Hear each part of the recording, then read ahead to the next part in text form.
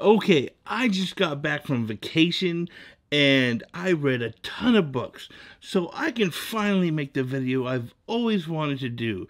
These are the books that I read this week. Starting off, Secret Project, Brandon Sanderson. So continuing the year of Sanderson, we have The Frugal Wizard's Handbook to Surviving Medieval England. It's a mouthful. This is another light book.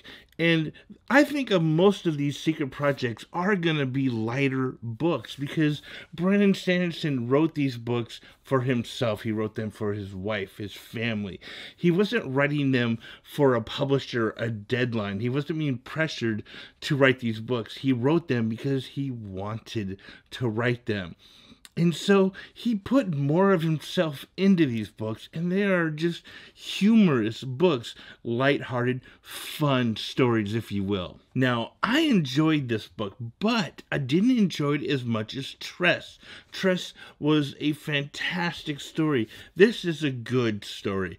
It's funny. There are so many points of humor that I actually laughed out loud. I really loved the book. It was very enjoyable, but not as good as Tress. Okay, next we have Valor, John Gwynne. This was a great story. John Gwynne, masterful. These characters, oh, these are not one-dimensional characters. He puts so much depth into all these characters, and it makes me a little nervous. Why am I nervous, you might ask? I'm nervous because I love these characters, and I don't know what he's going to do to them, because I've read other things by John Gwynne, and I know what he does to characters that I fall in love with.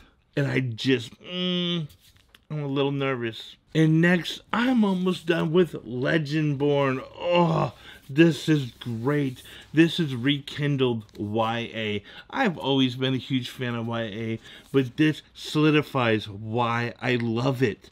The story, this protagonist, it's just so good. This is kind of like a retelling of Knights of the Round Table, of King Arthur and Merlin.